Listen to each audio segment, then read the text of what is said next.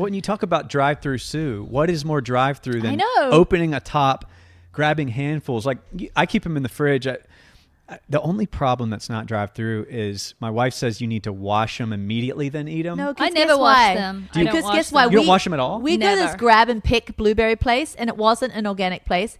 And I'm like, oh, well, you know what sprays do you have on it? It's not organic. He's like, no, blueberries aren't sprayed crop. The birds, they don't get eaten. No, it's the fecal matter from the truck Well, ride, you right? see, I did believe that, Serene, and then my daughter Autumn went through a thing where we had to buy everything organic. My groceries list went up. It cost me so much.